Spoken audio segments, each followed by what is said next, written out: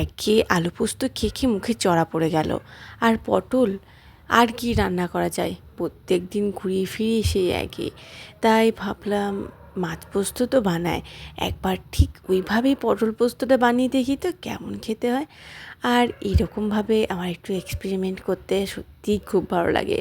আর যখন সফলতা পাই তাহলে তার কোনো কথাই নেই। আমি মৌমিতাস কিচেনে তোমাদের সকলকে স্বাগত জানাই। আবারও হাজির হয়ে গেছি দারুণ স্বাদের একটা রেসিপি নিয়ে।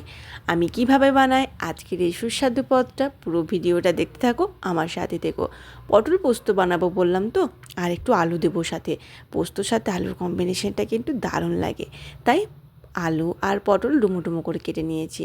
আর এই যে বেশ 2-3 চামচের মতন পোস্তকে একটা স্মুথ পেস্ট করে নিয়েছি। দিয়ে কড়াইটা গরম বসিয়ে নিয়েছি, তার মধ্যে দিয়ে দিয়েছি সর্ষের তেল। সর্ষের তেল দিয়ে পোস্তটা বানিয়েও, তাতে করে ফ্লেভারটা কিন্তু দারুণ আসবে। তেলটাকে গরম করে একটু লবণ দিয়ে ফার্স্ট আলুগুলোকে ভেজে নেব। তোমরা যদি চাও তো একটু হলুদ দিতে পারো, মানে হয়ে একদমই সামান্য। আমি কিন্তু হলুদ দিচ্ছি না, হলুদ ছাড়াই রান্না করব। লবণ দিয়ে একটু নাড়াচাড়া করে আলুগুলোকে বেশ একটু লালচে করে ভেজে নেব।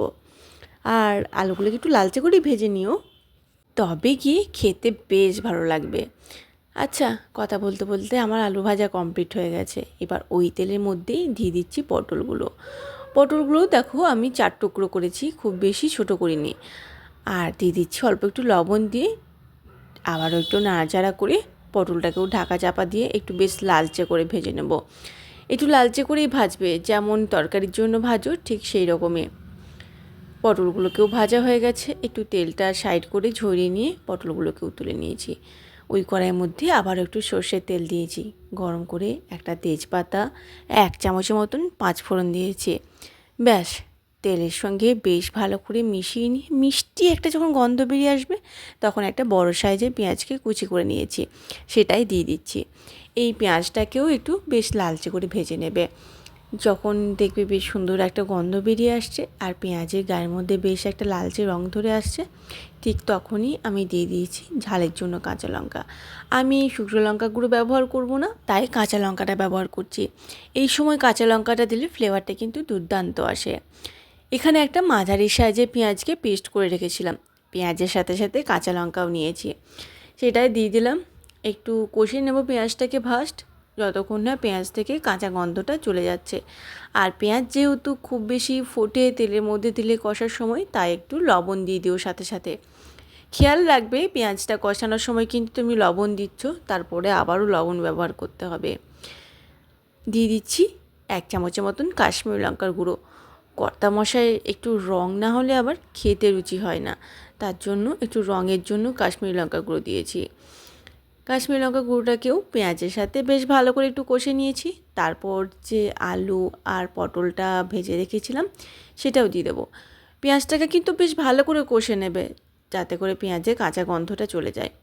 আর একবার এইভাবে আমার মতন পটল দিয়ে আলু পোস্তটা বানিয়ে দেখো, এমনি প্লেন আলু পোস্ত করা কিন্তু বন্ধই হয়ে যাবে। আর এই পদটা কিন্তু আমার বাড়ির ভীষণ ফেমাস একটা পদ। এই পটল পোস্ত খেতে কিন্তু বাড়ির সকলে ভীষণ ভালোবাসে। যখন মনে হবে একঘেয়ে কী রান্না করা যায়, তখন তোমরা এটা রান্না করে নিতে পারো। সত্যি বলতে অপূর্ব হয় খেতে। আমি যে তখন পটল আলুটা কষছি, কে কোথা থেকে আমার ভিডিওটা দেখছো ছোট্ট একটু কমেন্ট করে জানিও, তবেই তো তোমাদেরকে ধন্যবাদ দেবো। যদি ভালো লেগে থাকে তাহলে বন্ধুদের সাথে অবশ্যই শেয়ার করো, আর একটা লাইক করে আমার পাশে থেকো। এই পেঁয়াজের সাথে সাথে কিন্তু আলু আর পটলটাকেও একটু ভালো করে কষে নিও। তারপর আমি এখানে একটা টমেটোকে পাতলা পাতলা স্লাইস করে কেটে রেখেছিলাম, সেটাকে দিয়ে আবার একটু কষে দিয়ে দেবো জল পরিমাণ মতন। খুব বেশি ঝোল হলে খেতে কিন্তু একদমই ভালো লাগবে না, তাই জলটা একটু বুঝে শুনে দিও। একটু গামাখা গামাখা হবে পোস্তটা, তবে খেতে কিন্তু দুর্দান্ত হবে। সমস্ত কিছুকে বেশ ভালো করে একটু নাড়াচাড়া করে মিলিয়ে মিশিয়ে নিয়ে দিয়ে দেবো স্বাদ মতন লবণ, আর সামান্য একটু চিনিও দিচ্ছি টেস্টের ব্যালেন্সটা ঠিক রাখার জন্য। দেখো আমি জলটা ঠিক কতটা দিয়েছি, আর চিনিতে দিয়ে দিয়েছি, এরপর দিয়ে দিয়েছি স্বাদ মতন লবণ। আগে যেহেতু লবণ দিয়েছি তাই মাথায় খেয়াল রেখেই কিন্তু লবণটা দিও। লবণ আর চিনি বেশ ভালো করে একটু মিশিয়ে নিয়ে ঢাকা চাপা দিয়ে দেবো, যতক্ষণ না পটল আর আলু বেশ সুসেদ্ধ হয়ে আসছে আমাদের। ব্যাস, এরপর চাপা দিয়ে দেবো। আর সত্যি বলতে পোস্ত করার তো কোনো ঝামেলাই নেই, তাই খুব সহজেই খুব তাড়াতাড়ি এই রেসিপিটা হয়ে যায়। আর এক পদেই কিন্তু বাড়ির সকলে মন জয় করে নিতে পারো। ব্যাস, আমাদের পটল আলু বেশ সুসেদ্ধ হয়ে এসেছে। এরপর পোস্তটা দিয়ে নামিয়ে নেব। রঙটা বেশ সুন্দর এসেছে না? পোস্তটা দেওয়ার পর তো এর রঙটা আরও খুলবে। এই যে পোস্তটা বেটে রেখেছিলাম, সেই পোস্তটা দিয়ে দিলাম। বেশ ভালো করে একদম লো ফ্লেমে করে পোস্তটা মিশিয়ে নেব, তা না হলে তো পোস্তটা কেটে যাবে, তার জন্য। আর যদি গ্যাসের ফ্লেমটা অফ করে দাও তাতেও কোনো অসুবিধা নেই। বেশ ভালো করে পোস্তটা মিশিয়ে নিয়ে শেষে আরও একটা জিনিস দেওয়া বাকি আছে, তবে গিয়ে রান্নাটা কমপ্লিট হবে। দিয়ে দিচ্ছি 1 চামচের মতন কাঁচা সর্ষের তেল। আর যদি চাও তো কাঁচা লঙ্কাও 2-1টা চিড়ে দিতে পারো। তারপর যে ফ্লেভারটা বেরোবে না, তখন নিজের উপরে আর কোনো কন্ট্রোলই থাকবে না। ফ্লেভারটা এতটাই সুন্দর বেরোবে। এই ছিল আমার আজকের পটল পোস্ত রেসিপি। কেমন লাগলো ছোট্ট একটা কমেন্ট করে জানিও। দেখা হবে পরে অন্য কোনো রেসিপিতে। তোমরা সকলেই ভালো থেকো, সুস্থ থেকো। আর আমার এতক্ষণ বকবক শোনার জন্য তোমাদেরকে অসংখ্য ধন্যবাদ। আজ আসি, টাটা।